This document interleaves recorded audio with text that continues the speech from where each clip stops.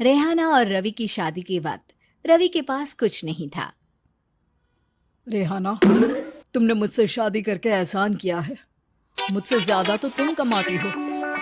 अरे तो क्या हुआ, एक दिन आएगा रवि कि तुम खूब पैसा कमाओगे। मुझे तुम पर पूरा विश्वास है।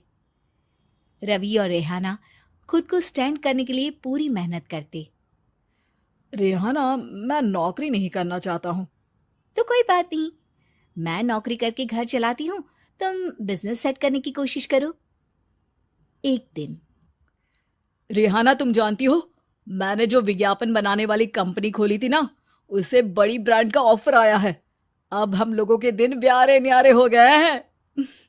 मैं जानती थी रवि कि एक दिन तुम सेटल हो जाओगे। रवि का काम अच्छा चल जाता है। एक दिन वो रेहाना से कहता है, रेहाना, अब हम लोगों का बच्चा भी हो गया है। बहुत छोटा है वो। उसका ख्याल कैसे रखेंगे हम?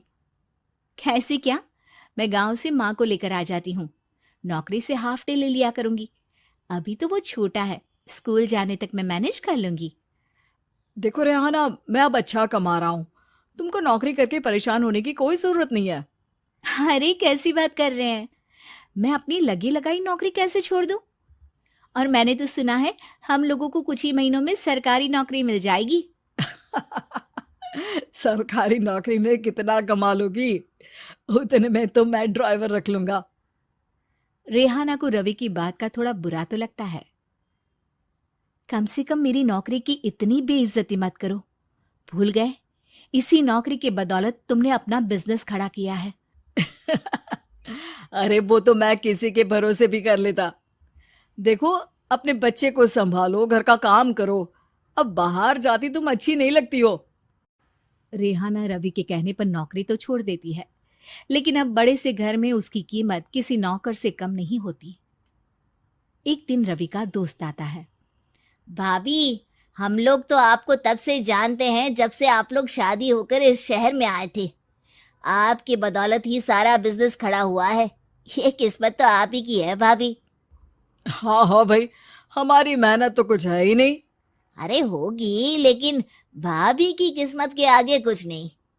दोस्त वहां से चला जाता है, लेकिन रवि का गुस्सा सातवें आसमान में होता है। देखा कैसे बोल रहा था? अरे बिल्कुल अच्छा आदमी नहीं है ये। कैसी बात कर रहे हैं आप? प्रशांत भैया तो बहुत अच्छे इंसान है रवि। कैसे उन्होंने हमारे मुश्किल वक्त में हमारा साथ दिया था। अरे था पैसा तो साथ दिया, नहीं तो कौन पूछता है। रवि का व्यवहार पैसा आते ही अलग हो गया। वो बंदे को बंदा नहीं समझता। घमंड से घिरे रवि ने तो एक दिन हद ही कर दी। रेहाना, मैं अब तुम्हारे साथ नहीं रह सकता हूं। क्या क्या बकवास कर रहे हो रवि? क्या कहना चाहते हो? और क्यों नहीं रह सकते तुम मेरे साथ? देखो, मुझे कोई और पसंद है, और उसने साथ रहने पर बस यही शर्त रखी है कि मुझे तुम्हें तलाक देना होगा। रेहाना, जो कि एक स्वावलंबी महिला थी, उसने बिना देर किए रवि को कह दिया, कोई इश्यू नहीं, मुझे पैकिंग में 4 दिन का वक्त लगेगा, लेकिन तब तक मैं तुम्हारे साथ नहीं रहूंगी। 4 दिन के लिए तुम कहीं और शिफ्ट हो जाओ, मैं घर से निकलूंगी तो बता दूंगी। रवि घर छोड़कर चला जाता है। रेहाना को दुख होता है, वो रोती है, लेकिन व्यवहार से स्ट्रांग रेहाना को पति के वापस आने का और उसे सबक सिखाने का पूरा भरोसा था। फिर एक दिन, अरे शुशिका, कब शादी करोगी तुम मुझसे? यार मैंने तो सोचा था तुम शादी से पहले मुझे विदेश लेकर जाओगे, महंगी कार दिलाओगे।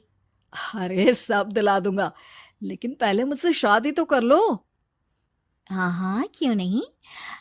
मैं कुछ दिनों के लिए अपने मम्मी पापा के पास जा रही हूँ और लोगों से अपनी शादी की बात करूंगी। अरे शुशिका, कैसे रहूंगा मैं तुम्हारे बिना? अब तो शादी ही होने वाली है हम लोगों की। शुशिका रवि को छोड़कर चली जाती है। रवि घर आता है, जहां रेहाना को ना पाकर उसे सब अजीब लगता है। घर तो रेहाना के बिना कुछ नहीं है। बच्चे की याद भी आ रही है। चलो एक वीडियो कॉल कर लेता हूँ। रवि रेहाना को वीडियो कॉल करता है, लेकिन रेहाना फोन नहीं उठाती। रात को सोते वक्त मन कर रहा है मुन्ने को गले लगा लूं। चलो कोई ना, शुशिका से शादी के बाद मेरे और भी बच्चे होंगे। अगले दिन रवि ऑफिस जाता है, जहां टीना खड़ी होती है। सर, आपने अपने नए ऐड के लिए मॉडल की रिक्वायरमेंट डाली थी ना, मैं उसी के लिए आई हूँ। रवि टीना को देखकर खुश हो जाता है। अब शादी हो गई है तुम्हारी? नहीं सर, बस अच्छा सा हैंडसम और अमीर लड़का देख रहे हैं मेरे मम्मी पापा। रवि के दिमाग से तो टीना को देखकर शुशिका का ख्याल भी खत्म हो जाता है। अरे यार, ये लड़की मिल जाए कितनी सुंदर है। शुशिका तो इसके आगे कुछ नहीं है। अब क्या तुम्हें ऐसा नहीं लगता कि मुझसे मिलकर तुम्हारी ये खोज खत्म हो गई है? आप तो 2 बच्चों की पापा लग रहे हैं। अरे नहीं नहीं, मेरी शादी तो हुई थी, लेकिन बीवी को किसी और से प्यार था, मुझे छोड़कर चली गई। खैर, टीना की दोस्ती रवि से हो जाती है, लेकिन 1 महीने बाद शुशिका रवि के पास वापस आती है। मेरे मम्मी पापा तुमसे मिलना चाहते हैं, लेकिन उन लोगों को ये मत बताना कि तुम पहले से शादीशुदा हो, और हाँ, शादी से पहले अपनी सारी प्रॉपर्टी तुमको मेरे नाम करनी होगी। अरे पागल, अब मैं तुमसे शादी ही नहीं करना चाहता। भला ऐसी लालची औरत से कौन शादी करेगा? तभी वहां टीना आ जाती है। रवि, ये पागल सी औरत कौन है? देखो, तुमने ही कह दिया ना पागल, तो पागल ही है।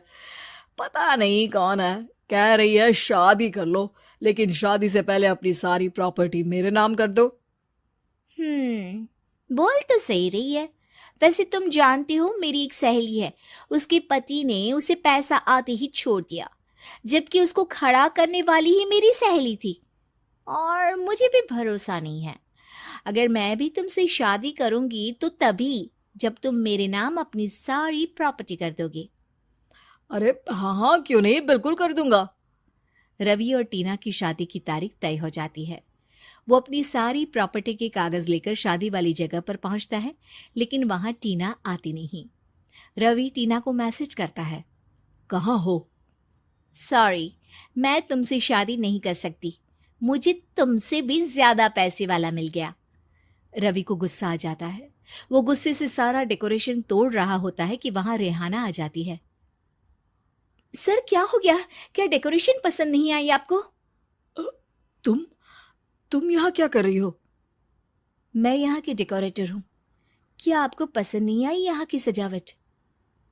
रवि दौड़कर रेहाना के गले लग जाता है। मुझे माफ कर दो रेहाना। रवि रेहाना के गले लग जाता है और रेहाना टीना को थैंक्स का मैसेज करती है।